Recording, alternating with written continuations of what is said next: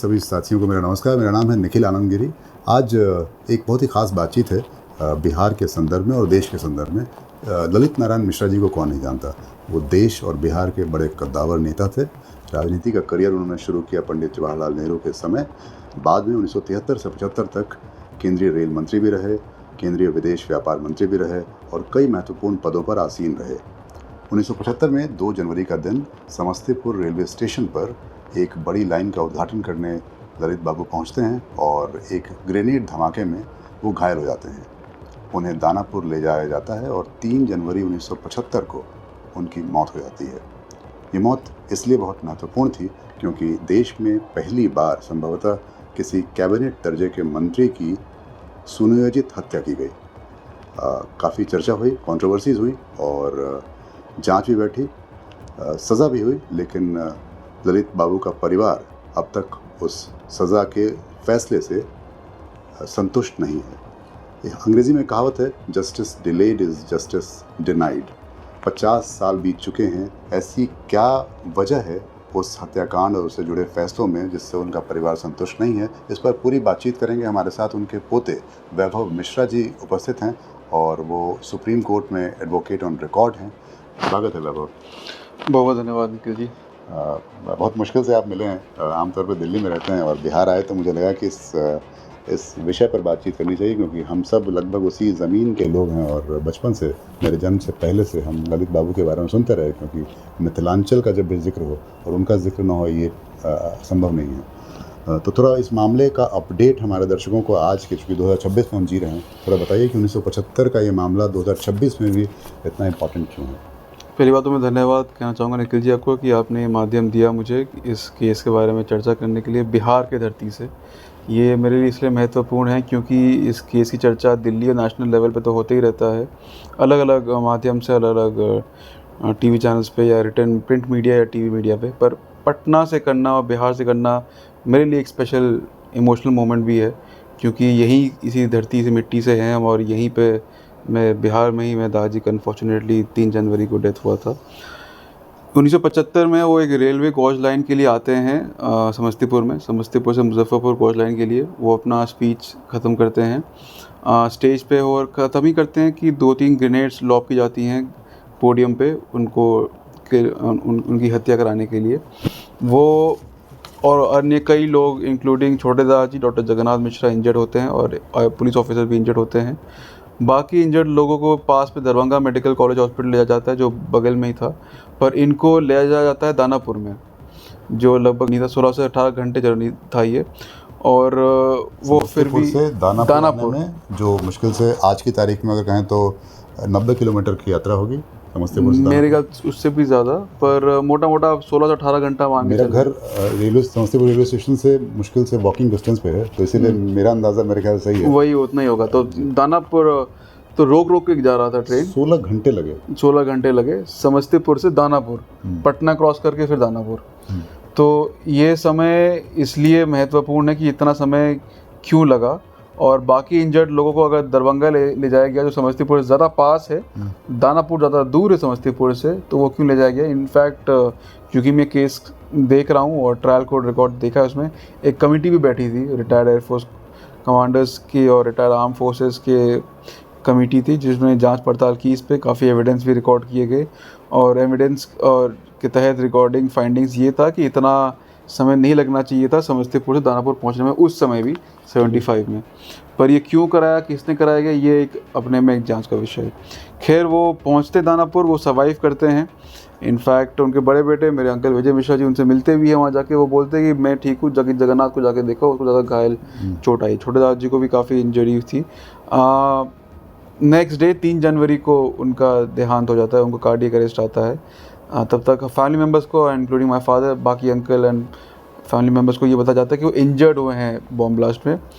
तो उतना लगा नहीं किसी को कि इस लेवल तक चले जाएगा सिचुएशन, पर 3 जनवरी को उनका फिर डेथ हो जाता है। डेथ के बाद कई लोग पकड़े जाते हैं। उनका 164 स्टेटमेंट का कन्फेशन स्टेटमेंट मैजिस्ट्रेट के सामने होता है जिस पे वो अपना बयान कबूल करते हैं कि उन्होंने एक्ट कमिट किया है। वो कई लोगों का नाम लेते हैं इन्वेस्टिगेशन इंटरोगेशन के दौरान जो उस समय के तत्कालीन सरकार के लोगों से जुड़े रहते हैं। Directly and indirectly PMO office के लोगों का नाम लिया जाता है कि कंस्पिरेसी में कौन कौन थे। जैसे ही वो लोग नाम आता है और फिर उस टाइम केस को बिहार पुलिस से सीबीआई को ट्रांसफ़र कर दिया जाता है। इमरजेंसी लग जाती है जून 75 में। इमरजेंसी लगने के बाद ट्रैजेक्टरी ऑफ इन्वेस्टिगेशन चेंज कर दिया जाता है। जो लोग पहले पकड़े गए थे, जिन्होंने नाम लिया था, कन्फेशन स्टेटमेंट दिए थे, उन लोगों को छोड़ दिया जाता है। सीबीआई खुद एक डिस्चार्ज एप्लीकेशन फ़ाइल करती है। जनरली जो फैमिली मेम्बर्स फाइल करते हैं डिस्चार्ज एप्लीकेशन अक्यूज़ड के, पर ये अक्यूज़ खुद फाइल करता है। इन्वेस्टिगेशन एजेंसी ही इमरजेंसी के दौरान डिस्चार्ज एप्लीकेशन फाइल करती है उन लोगों को निकालने के लिए, और एक आनंद मार्गी नाम के ग्रुप के लोगों को अरेस्ट किया जाता है उसी समय और उनको अक्यूज़ बना दिया जाता है। अब 75 से लेकर 77 तक ये केस चलता है। 77 में सरकार बदल जाती है और शाह कमीशन बैठती है कि इस इमरजेंसी के दौरान क्या क्या हुआ था। फिर मेरी ग्रैंड मदर श्रीमती कामाक्षी देवी जी वो मिलती हैं कर्पूरी ठाकुर जी से, जो मुख्यमंत्री थे बिहार के उस समय, और एक री इन्वेस्टिगेशन की डिमांड करती है। उसके तहत जस्टिस तारकुंडे रिपोर्ट आती है। जस्टिस तारकुंडे रिपोर्ट का ओपिनियन रिपोर्ट आता है। बिहार पुलिस की एक पैरेलल इन्वेस्टिगेशन आती है। एसबी सहाय साहब आईपीएस लेवल ऑफिसर, वो इस इन्वेस्टिगेशन को हेड करते हैं। और एक किताब आती है who killed Lalan Mishra and Indian Express investigation. Arun Shourie साहब उस टाइम पत्रकार थे इंडियन एक्सप्रेस में। वो तीनों रिपोर्ट, तीनों फाइंडिंग्स कहती है कि उस टाइम में कांग्रेस सरकार के लोग मिले हुए थे और जो प्राइम मिनिस्टर ऑफिस था उस टाइम में लोग मिले हुए थे इस कंस्पिरेसी में, और बाद में कवर अप करने में भी। ये बात फिर 79 से लेकर 80 तक चलती है बिहार में।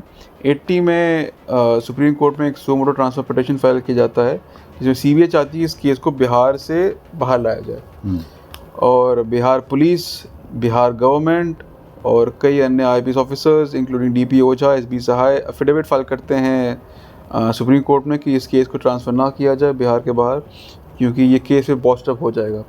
Supreme court in its wisdom कहती है कि ट्रांसफ़र कर दिया जाए, सीबीआई इन्वेस्टिगेशन एजेंसी है और इसमें कोई केस ख़राब नहीं होगा।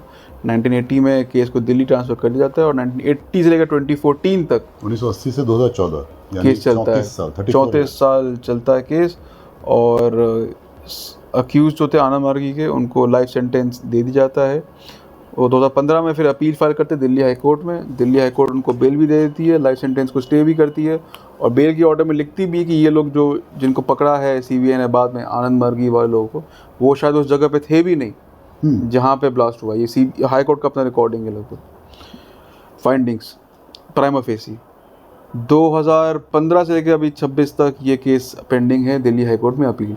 2020 में मैं एज अ ग्रैंडसन एक रिप्रेजेंटेशन लिखता हूँ सीबीआई को कि मेरे पास कुछ रिपोर्ट थे, जस्टिस तारकुंडे रिपोर्ट है, अरुण शौरी साहब की किताब, और मैं एक री इन्वेस्टिगेशन की मांग करता हूँ। सीबीआई मुझे कोई जवाब देती नहीं है। 2021 में मैं फिर रिट पिटीशन फाइल करता हूँ सीबीआई के खिलाफ कि मैंने एक रिप्रेजेंटेशन दिया है, मुझे जवाब मिले।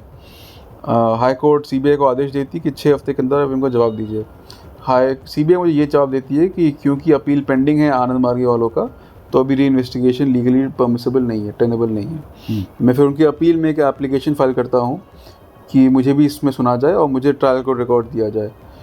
तो उसमें मुझे सीबीआई अपोज करती है, और पर फिर भी हाई कोर्ट अलाउ कर देती है मेरा एप्लीकेशन। उस टाइम सीआरपीसी के सेक्शन 24 सब क्लॉज 8 के तहत victim can assist the court through the prosecutor, मतलब मैं डायरेक्टली कोर्ट को, जज को नहीं असिस्ट कर पाऊँगा, मैं प्रोसिक्यूटर के थ्रू कर पाऊँगा, और प्रोसिक्यूटर हुई सीबीआई। खैर वो अलाउ हो गया 2022 में, और मुझे ट्रायल कोर्ट रिकॉर्ड दे दिया गया जो मुझे पहले मिल नहीं रहा था।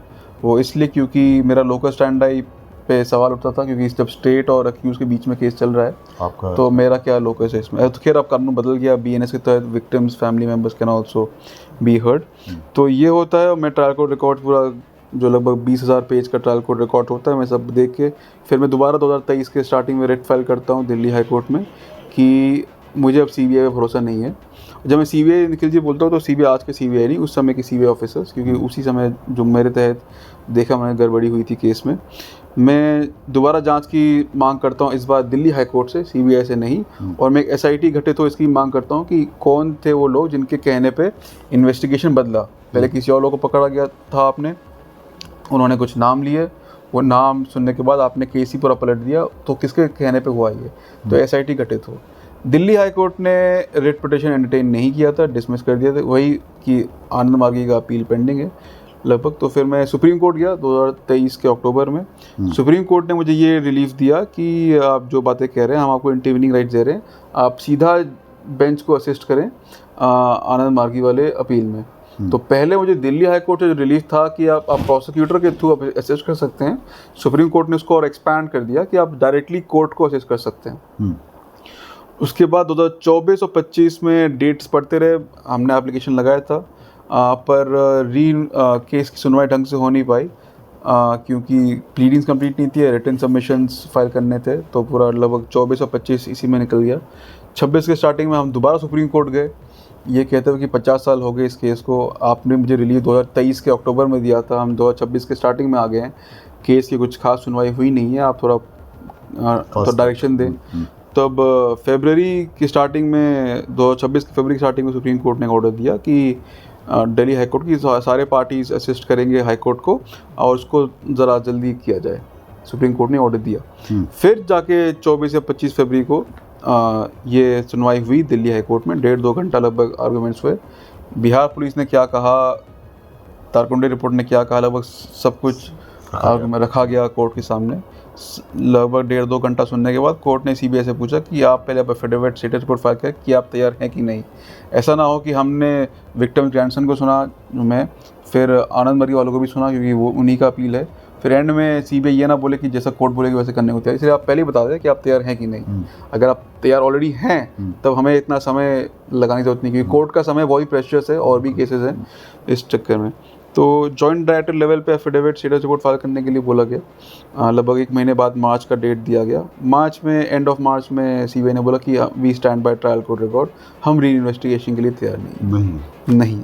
तो अभी मई के महीने में डेट लगाए, आर्गूमेंट्स होंगे इसमें और हम अपना बहस करेंगे फिर इस केस में। जो मैंने शुरू में कहा कि justice delayed is justice denied, उसका सबसे ज्वलंत ये एग्जाम्पल कह सकते हैं।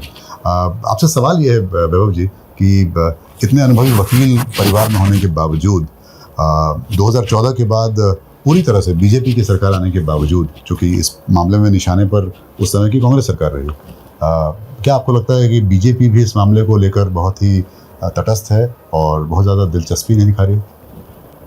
ये एक सिस्टमैटिक फेलियर है जो मैं देखता हूँ, क्योंकि एक आम नागरिक क्या ही उम्मीद रखेगा जस्टिस सिस्टम से जब एक सिटिंग कैबिनेट मिनिस्टर का डेथ हुआ इस तरीके से। और सच्चाई को दबाने की इस स्टेज के 2 पहलू हैं, एक उनका leading up to his death, फिर डेथ के बाद कैसे कवर अप किया गया और केस किस स्थिति पे है अभी। हम जो लड़ाई लड़ रहे हैं वो अपनी जगह पे लड़ रहे हैं, पर ये सच्चाई सामने आनी ज़रूरी है।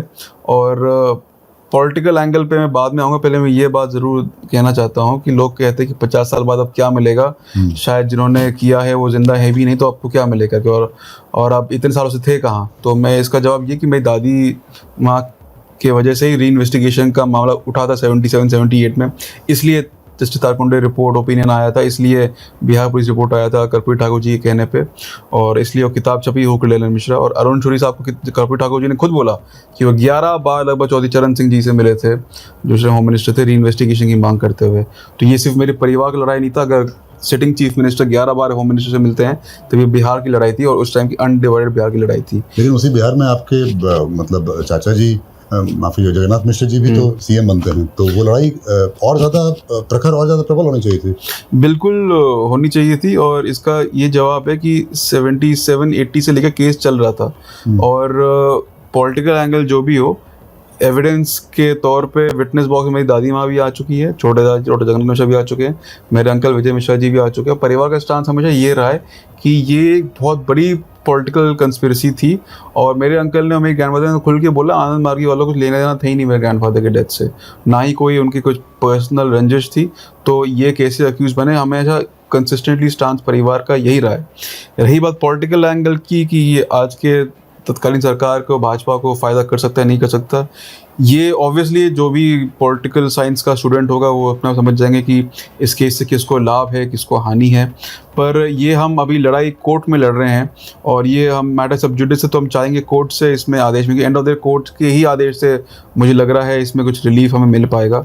पॉलिटिकल एंगल अगर हो भी या ना भी हो, पर क्योंकि कोर्ट में चल रहा है एक बार, तो मेरा अपना मानना है, मैं गलत भी हो सकता हूँ, कि पॉलिटिकल पार्टी शायद इस वजह से इस पे कुछ अभी खुल के कमेंट करने पे थोड़ी हिचकिचाहट दिखा रही है, क्योंकि मामला सब जुडिस और भी कोर्ट, और 50 साल पुराना केस चल रहा है। तो लेकिन आपके दादाजी तो मुख्यमंत्री रहे, उस दौर में क्या हुआ, थोड़ा वही बताइए। छोटे दादाजी मुख्यमंत्री थे, 3 बार जो मुख्यमंत्री इस बने घटना थे। में घायल भी हुए, वो खुद घायल हुए थे, इनफैक्ट और गंभीर घायल वो थे, और उनको भी काफ़ी इंजरी हुई थी। वो भी दरभंगा मेडिकल हॉस्पिटल नहीं ले जाया गया था, उनको भी साथ में दादाजी के साथ दानापुर ले जाया गया तो था। उस समय का थोड़ा कंडीशन बताइए कि उनके सत्ता के दौरान इस मामले को कितना गंभीरता से लिया गया।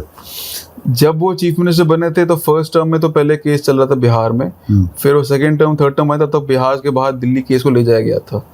तो उनके ये तो और भी विडंबना वाली बात है कि क्योंकि नहीं, केस ले जाया गया बिहार के बाहर दिल्ली में सुप्रीम कोर्ट के ऑर्डर के तहत, जिसमें मैंने पहले बताया ट्रांसफर पिटीशन फाइल हुआ था सुप्रीम कोर्ट में। सुप्रीम कोर्ट ने डायरेक्शन दिया कि केस को बिहार के बाद दिल्ली ले जाया जाए, और सीबीआई ने पहले कोई राजनीतिक विरोध नहीं हुआ। जगन्नाथ मिश्र उस समय मुख्यमंत्री होते हैं, वो थे, पर स्टेट ऑफ बिहार ने अपोज किया था। ये सेंटर वर्सेस स्टेट वाला एंगल बन गया था जब ट्रांसफर पिटीशन सुप्रीम कोर्ट में चल रहा था। Centre versus state in the sense कि सेंटर का investigation agency versus state investigation agency, not centre government state government. CBI चाहती थी बिहार से केस बाहर जाए, क्योंकि बिहार पुलिस स्टेट एजेंसी बीच में आ रही है।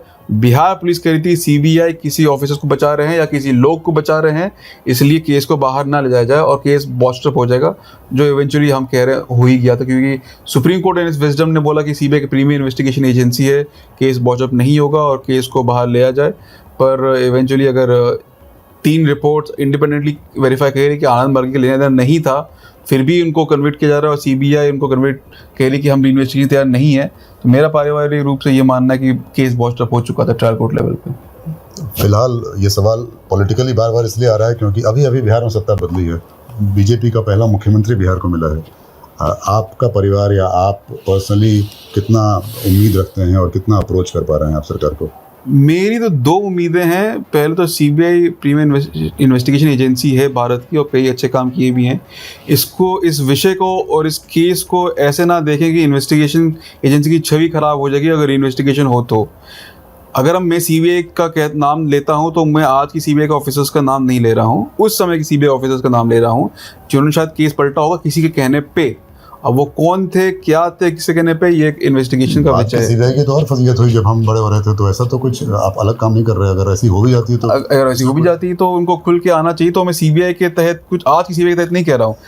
दूसरी बात, मेरी ये उम्मीद है कि सरकार अगर भाजपा की है आज, और एंड ऑफ द डे आपका सवाल वाजिब है कि एक पॉलिटिकल एंगल भी है इस केस का, तो ये उम्मीद यही है कि एक फेयर इन्वेस्टिगेशन, एक री इन्वेस्टिगेशन पहले भी हो जो कई केस में 1984 सिख राइट्स का केस है और भी केसेस हैं, तो री इन्वेस्टिगेशन आज भी हो सकता है। अगर 3 देखिए, जिस तारकुंडे मेरे सगे रिश्तेदार नहीं हैं, ना ही अरुण शूरी साहब हैं, ना ही बिहार पुलिस के वो आईपीएस ऑफिसर्स थे जिन्होंने री इन्वेस्टिगेशन के लिए बोला था।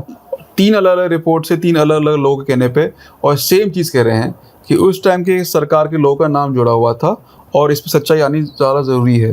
तो आज की सरकार, चाहे वो सेंटर हो या स्टेट हो, मेरी यही उम्मीद है कि कोर्ट में जो लड़ाई चल रही है वो चल रही है, उसमें मुझे इंटरवीनिंग राइट्स मिला है, परिवार को मिला है, वो मिला है। एंड ऑफ द डे अगर कुछ आता भी है तो कोर्ट के तहत आएगा, पर पैरेलली भी एक एसआईटी गठित सरकार चाहे तो आज भी कर सकती है। उसके लिए आपको कोर्ट के आदेश की ज़रूरत नहीं है, आप खुद भी ये चाहे और खुद भी। और एंड ऑफ द डे ये मुहिम और ये लड़ाई इस वजह से है कि 100 साल बाद ललित बाबू के बारे में कोई पढ़े, बच्चा पढ़े, चाहे वो भागलपुर का हो या बेतिया का हो या पटना का हो या बलिया का हो, वो ये ज़रूर जाने कि उनका काम कार्य क्या था जब वो रेलवे मंत्री थे, फॉरेन ट्रेड मिनिस्टर थे, या उससे पहले पार्लियामेंट्री सेक्रेटरी थे। फिर उनका डेथ कैसे हुआ, कौन जिम्मेदार थे, किसने उनका केस छुपाने की, दबाने की कोशिश की, और सच्चाई क्या है। ये लड़ाई उस बात के लिए 100 साल बाद भी कोई पढ़े उनके बारे में तो ये सच्चाई सामने आनी ज़रूरी है। मैं 100 साल बाद नहीं रहूँगा सच्चाई बोलने के लिए, पर ये ऑफिशियली आना बहुत ज़रूरी है कि ललित बाबू की हत्या किसने करवाई और क्यों कराई। तो इसलिए ये मुहिम अब सिर्फ मेरे परिवार की या मेरी नहीं है, ये एक सामाजिक मुहिम है। और ये मैं ज़रूर कहना चाहता हूँ कि शुरुआत में लड़ाई मेरी अपनी थी, परिवार की थी, पर इतने सपोर्ट, इतना मैसेजेस, इतने फ़ोन कॉल मुझे आए हैं बिहार के कोने कोने से या कि झारखंड के किसी लोगों से कि वो भी चाहते सच्चाई सामने। तो ये अब लोगों की लड़ाई है, ये मेरी अपनी लड़ाई नहीं है, अब लोगों की लड़ाई है। ये आक्रोश उनके नाम है। प्रोग्राम्स हम देखते हैं दिल्ली में हो या बिहार में हो या जमशेदपुर में हो या कहीं और भी हो, तो ये लोगों की मुहिम है कि उनको न्याय मिले और सच्चाई सामने आए। मैं पटना में जब गुजरता हूँ तो एक एल.एन. मिश्रा इंस्टीट्यूट है, ऐसे कई सारे इंस्टीट्यूट, कई सारे सड़कों के नाम उनके नाम पर हैं, ऑलरेडी हैं। तो सम्राट चौधरी जी से क्या अपील करना चाहेंगे इस तरह से, अगर मैं कहूँ तो? मेरी अपील यही है, चाहे वो स्टेट गवर्नमेंट और सेंट्रल गवर्नमेंट हो, ये एसआईटी गठित हो और इस पर जैसे दोबारा मैं कह रहा हूँ, कोर्ट के आदेश की ज़रूरत नहीं है इसके लिए, एसआईटी गठित करने के लिए। सरकार अगर चाहे सच्चाई सामने आए और एक ऐसे इंसान को इंसाफ मिले जिन्होंने बिहार के लिए क्या क्या नहीं किया। मैं पोता हूँ तो मैं ज़्यादा खुल के बोलना मुझे सही नहीं लगता, पर दुनिया जानती है कि उन्होंने क्या क्या किया अपने समय पे मिथिलांचल के लिए, बिहार के लिए, पूर्वांचल क्षेत्र उत्तर प्रदेश में उनके लिए वाराणसी जंक्शन का रीडेवलपमेंट प्रोजेक्ट, उनका कोसी और सहरसा के लिए भी।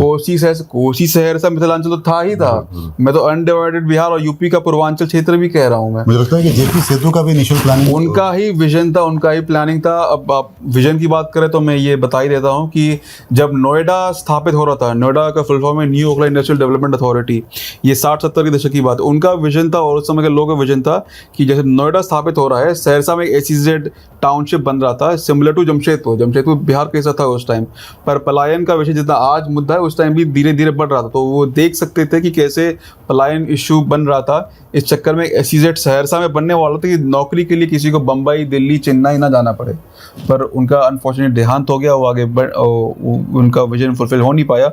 उसके अलावा मिथिलांचल के मधुबनी पेंटिंग्स का कैसे प्रचार हो, प्रमोशन हो, उस टाइम जयंती जनता एक्सप्रेस शुरू हुई थी, उन्होंने ट्रेन पे लगा दिया मधुबनी पेंटिंग्स। ये ट्रेन जहाँ जहाँ जाएगा लोग मधुबनी पेंटिंग्स को देखेंगे, मिथिलांचल पेंटिंग्स को देखेंगे, ये प्रमोशन अपने आप होता रहेगा। लीची कितना उगता है बिहार में और मिथिलांचल में आप सब जानते हैं। वो जब फॉरेन ट्रेड मिनिस्टर थे वो इंश्योर की लीची का एक्सपोर्ट हो, आइसक्रीम के साथ वनीला आइसक्रीम में की लीची जुड़ जाए तो कैसे इसका एक्सपोर्ट होगा, उनका ये विजन था। जब वो रेलवे मिनिस्टर थे तो वो चाहते थे कोई भी रूरल एरिया हो, कोई भी गाँव देहात है, उसका डेवलपमेंट कैसे बनेगा। उनका था माध्यम की ट्रेन के ट्रैक्स लगा दी जाओ, कहीं ट्रेन के ट्रैक्स लगेंगे तो वैगन आएगा तो एक छोटा सा प्लेटफॉर्म बनेगा, छोटा सा प्लेटफॉर्म बनेगा तो एक गांव कस्बा बनेगा, गांव कस्बा बनेगा तो एक गांव टाउन बनेगा, टाउन से शहर बनेगा। तो उनका एक विजन था डेवलपमेंट का। कितनों की उन्होंने नौकरी दिलवाई है, रेलवे में कहीं यहाँ पे नौकरी दिलवाई, कोई कितने लोग मिथिलांचल चाहते थे उनसे मिलने के लिए दिल्ली में, तो उनका खान पान, कहाँ रहना, जेब में पैसे, भी अन्य एग्जाम्पल दे सकता हूँ जो कई बार मुझे भी नहीं पता था और लोग हमें परिवार को बताते थे। तो क्योंकि आप पूछ रहे इसलिए बता रहा हूँ मैं कि उन्होंने इतना योगदान दिया है क्षेत्र के लिए, पूर्वांचल एरिया के लिए। बिहार के बाहर गोरखपुर में उनका एक नाम का रेलवे हॉस्पिटल है, गोरखपुर उत्तर प्रदेश में, जहाँ योगी जी जहाँ से आते हैं, यहाँ से अभी मुख्यमंत्री हैं वो। तो ये दर्शाता है कि लोगों की उनके लिए हृदय में आज भी जगह है, चाहे वो मिथिलांचल हो, बिहार हो, झारखंड हो या गोरखपुर उत्तर प्रदेश हो। तो ये लोगों की मुहिम है और ये मैं इसलिए बार बार कह रहा हूँ, ये अब परिवार से बढ़कर ये मुहिम लड़ाई बन चुकी है कि ये लोग चाहते कि इंसाफ उनको मिले। और चाहे वो ये मांग अब मैं बिहार की चीफ मिनिस्टर से करूँ या सेंटर से करूँ, वो यही है कि एसआईटी गठित हो कि उनकी हत्या किसने कराई, जो इनिशियली लोग जिनको पकड़ा गया था वो किसके कहने पर छुड़वाए गए, और वो कौन थे जिन्होंने ट्रैक चेंज किया, पहले किसी और को पकड़ा था बाद में किसी और को पकड़ा गया, वो क्यों हुआ, किसके कहने पर, ये सच्चाई आने बाहर बहुत ज़रूरी है। देखिए मामला कोर्ट में सब जुडिस से बहुत ज़्यादा गहराई में नहीं जाएंगे, लेकिन आपसे जानना चाहेंगे कि आपको क्या लगता है उस वक्त वैसे कौन लोग थे जिन्हें बचाने की कोशिश आज की बीजेपी भी कर रही है? मुझे नहीं लगता आज की बीजेपी किसी को बचाने की कोशिश कर रही है। जैसे मैंने पहले बताया, मैटर सब जुडिस है और जैसे मैं इन डेप्थ इस केस में घुसा हुआ हूँ तो मैं बहुत कुछ जानता हूँ, तो कह सकता हूँ बहुत लोग इस विषय के बारे में आज भी नहीं पता है। इसलिए जैसे ये एक छोटा सा आज हम बात कर रहे हैं पटना में, तो बहुत लोगों को पटना में भी नहीं पता है इस केस के बारे में, क्या स्टेटस है, क्या चल रहा है। पर मेरा ये मानना है कि वो जो लोग थे जो उस समय के आज भी जिंदा हैं, अगर री इन्वेस्टिगेशन की जांच की होती है, एसआईटी गठित होती है, तो कुछ लोग हैं जो जिंदा है जो उस समय में शायद इन्वॉल्व थे कंस्पिरेसी में। क्योंकि 2007-8 में एज ए कोर्ट विटनेस वो कोर्ट में आए थे, जिन्होंने पहले 164 का स्टेटमेंट बयान दिया था जब वो कबूल करते थे, उन्होंने कबूलनामा दिया था। पर वो बाद में 30 साल बाद, 40 साल बाद आके कोर्ट में पलट के बोले कि हमें कुछ याद नहीं है, कुछ याद नहीं। पर अगर वो 2006-7 में जिंदा हैं तो मेरे ख्याल से आज भी वो हो सकते हैं। और ये तो जांच का विषय है, इन्वेस्टिगेशन एजेंसी चाहे तो पता बहुत कुछ कर सकती है। और भी लोग हो सकते हैं, मैं तो कह रहा हूँ जिन लोगों को पहले पकड़ा था इन्वेस्टिगेशन के बियॉन्ड भी जा सकता है, वही अगर एजेंसी चाहे और इन्वेस्टिगेशन अगर ढंग से हो तो, एसआईटी गठित इसमें हो तो। मैंने सुना था कि जो पढ़ा था मैंने अरुण शौरी की किताब में कि जब वो इस रेल लाइन का उद्घाटन करने जा रहे थे तो इंदिरा गांधी पीएमओ के कई करीबी लोग लगातार समस्तीपुर और बिहार के आसपास राउंड पर थे। आपका शक क्या उनकी तरफ है? ये शक सिर्फ मेरा नहीं, इन तीनों रिपोर्ट्स में खुद खुल के लिखा है। तो इस रिपोर्ट में कई नाम भी लिखे जो खुल के कह नहीं सकता, पर रिपोर्ट की चीख के वो नाम ले रहे हैं। यशपाल कपूर जी का नाम तो बहुत, इन सबका नाम है। और हाँ, धवन जी का नाम इनडायरेक्टली लिया गया इसमें कि ये नाम शायद यहाँ तक नहीं रुकेंगे, और भी आगे जा सकते थे अगर इन्वेस्टिगेशन ढंग से होता तो। इन्वेस्टिगेशन हो ही नहीं पाया, कुछ लोग को बचाने के चक्कर में इन्वेस्टिगेशन को बदल दिया गया। यही हमारी तो मांग है कि री इन्वेस्टिगेशन हो और फेयर इन्वेस्टिगेशन हो, और जिन लोगों को एजेंसी ने पहले पकड़ा था उन्हीं के तहत उसी रिपोर्ट पे आगे बढ़ के इसको किया जा सकता है। और ये सही है कि पीएमओ लेवल के लोग उस एरिया में घूम रहे थे इंसिडेंट से पहले। सवाल ये उठता है कि इवेंचुअली आएगा कि क्या पीएम डायरेक्टली इन्वॉल्व थी कि नहीं थी। ये सवाल का जवाब भी एजेंसी ही दे पाएगी। बिहार पुलिस ने दे दिया जवाब, तारकुंडे साहब ने दे दिया जवाब, अरुण साहब ने भी दे दिया जवाब कि कौन इन्वॉल्व थे नहीं थे। अगर री इन्वेस्टिगेशन होता है और मान लीजिए फॉर एग्जाम्पल एनालॉजी से नहीं भी इन्वॉल्व थे initially in the initial conspiracy, क्या कवर अप में इन्वॉल्व थे, ये अपने एक सवाल है। उस लेवल के लोग अगर इनिशियल नंबर 1 पोजीशन पे जो थे या नंबर 2 पोजीशन पे जो थे, अगर इनिशियल कंस्पिरेसी में भी इन्वॉल्वमेंट नहीं थे, नीचे तक के लोग थे, पर क्या वो फिर कवर अप में इन्वॉल्व थे क्या, ये में अपना एक सवाल है। इसका सारे सवालों का जवाब एक एसआईटी या री इन्वेस्टिगेशन तहत ही हो पाएगा। आनंद मार्गी इस मामले में आपकी कितनी मदद कर रहा है या आप उनके साथ कितना संपर्क में हैं? ये मैं डिस्टिंक्ट करना चाहता हूँ कि हम अपना केस लड़ रहे हैं, मुझे इंटरवीनिंग राइट्स मिला है। हो सकता है मैं सही हूँ, हो सकता है मैं गलत भी हूँ, हो सकता है यही अपराधी हूँ, मुझे नहीं पता, पर इसका जवाब ही मुझे कोर्ट से मिल पाएगा या एजेंसी से मिल पाएगा। आनंद मार्गी का अपील है, ऑब्वियसली अगर मैं सही साबित होता हूँ तो उनको इसका बेनिफिट उन्हीं को मिलेगा और किसी और को तो नहीं मिलेगा, नहीं उन्हीं को मिलेगा। क्योंकि आपकी बातचीत जब सोशल मीडिया पर देखता हूँ, सुनता हूँ, तो आप बार बार इसको बहुत ही स्ट्रांगली कहते हैं कि ये शायद भारत का पहला फेक सैफरन टेरर केस था। तो मैं इसलिए जानना चाह रहा हूँ कि आपकी सहानुभूति एक तरफ से आनंद मार्गी की तरफ भी दिखती है, क्योंकि हमारे परिवार ने as an evidence witness box में जाके बोला है कि उनका कोई लेना देना नहीं था, ना कोई आपसी रंजिश थी मेरे ग्रैंडफादर के खिलाफ, ना हम लोग जानते हैं आनंद मार्गी वालों को। तो वो कहाँ से बन गए, कैसे बन गए, एंड उस समय अलग अलग केसेस में आनंद मार्गी वालों को अक्यूज बना दिया जाता था, पर मेरे ग्रैंडफादर के केस में कैसे बने, क्यों बने, और तभी क्यों बने जब पहले किसी और को पकड़ा जाता है और वो उस टाइम सरकार के लोग का नाम ले लग जाते हैं। अगर यही असली अपराधी तो ये पहले क्यों नहीं पकड़े गए, मेरा ये सवाल है। अगर ये असली में अपराधी थे तो इनको इनिशियली इन्हीं को पकड़ लेना चाहिए था। आपने बाद में इंसिडेंट के 6 महीने बाद क्यों इनको पकड़ा, और पहले जिसको पकड़ा था उनको छोड़ के क्यों पकड़ा इनको। और एक और चीज़, क्योंकि अगर आप तारकुंडे साहब की रिपोर्ट पढ़ेंगे कि क्योंकि पहले इनिशियल कन्फेशन स्टेटमेंट कुछ लोगों का लिया गया था, उनको बाद में छोड़ दिया गया, उसको काउंटर करने के लिए आनंद मार्गी वालों से भी कुछ कन्फेशन दिलाए गए थे। वो जिन्होंने कन्फेशन दिया था, एक को तो सरकारी नौकरी दे दी गई एज अ गिफ्ट, अच्छा, वो अप्रूवर बन गया था वो इंसान। दूसरे को जब बुलाया गया, या उसी इंसान को जब बुलाया गया एज अ विटनेस कोर्ट में, वो इंसान मेरे ख्याल से उस अपने बयान को ना याद कर पाया ना कुछ कह पाया लगभग, ये मैं रिपोर्ट के तहत कह रहा हूँ। मतलब वो रिलायबल अप्रूवर्स नहीं थे। मैं मोटा मोटा 100 बात की एक बात ये कहना चाहता हूँ। तो जो केस था सीबीआई का, ये मेरा अपना मानना है, मेरा पर्सनल ओपिनियन है कि जब आनंद मार्गी वालों को पकड़ा गया तब उस सेम फुटिंग पे नहीं था जब केस इनिशियली था, जिन लोगों को पकड़ा गया था, और जब वो कन्फेशन स्टेटमेंट दे रहे थे मैजिस्ट्रेट के सामने 164 के अंदर। बहुत डिफरेंस होता है पुलिस के सामने कन्फेशन देना और मैजिस्ट्रेट के सामने कन्फेशन देना। बिल्कुल। एक और सवाल जो मेरे मन में आ रहा है कि इमरजेंसी उसके ठीक 5-6 महीने बाद लगती है उसी साल, क्या उन दोनों का कोई कनेक्शन था? बिल्कुल पूरा कनेक्शन था।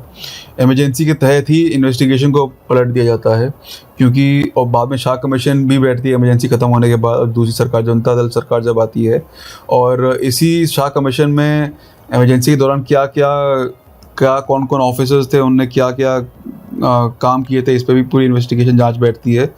और इसी इमरजेंसी के दौरान क्योंकि केस पलटा जाता है, इसलिए मेरा पूरा मानना है अगर ये इमरजेंसी ना लगता तो मेरे ख्याल से इस केस को पलटा भी नहीं जाता।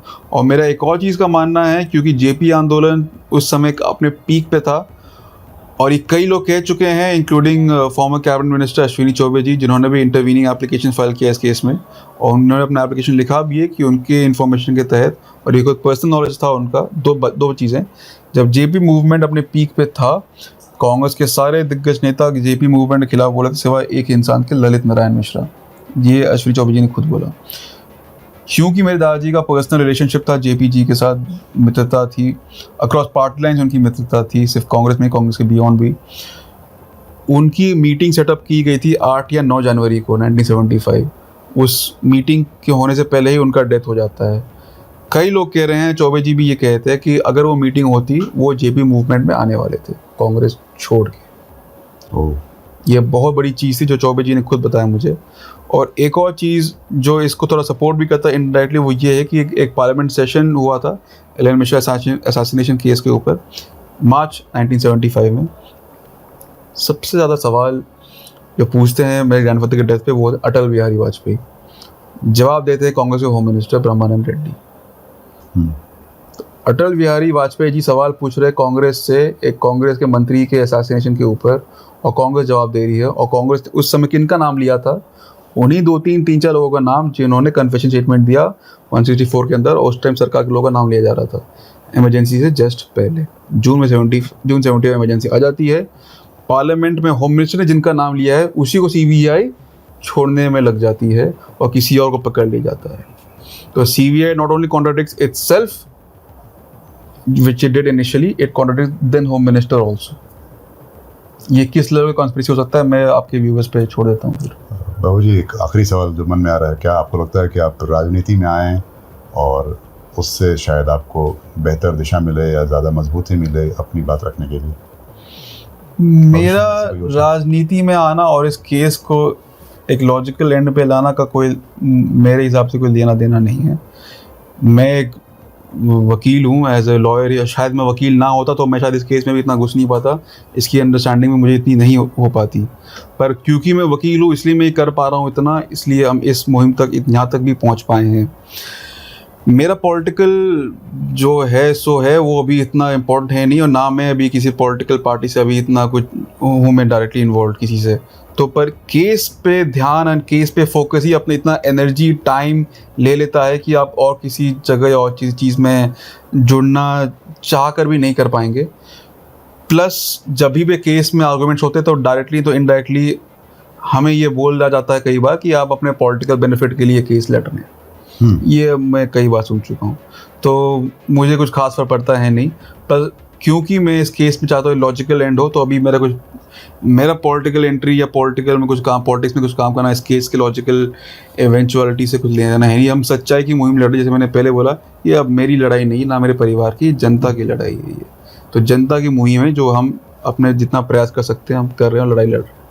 चलिए, तो मीडिया भी शायद इसे भूल चुका है और हम कोशिश कर रहे हैं, हमारी छोटी सी कोशिश है वैभव मिश्रा से बातचीत के बाद कि शायद मीडिया में भी, और ख़ासतौर पे बिहार की मीडिया में, जहाँ चाहते हैं वैभव, जहाँ ललित बाबू का जो कर्म क्षेत्र रहा, वहाँ पे भी ये आवाज़ उठे और जो भी मुद्दा था 50 साल पुराना ही सही, भारत का सबसे हाई प्रोफाइल असैसिनेशन था, उस पर दोबारा उसकी गुत्थियाँ सुलझाई जा सकें। आपने हमसे बातचीत की, बहुत बहुत शुक्रिया। बहुत बहुत धन्यवाद।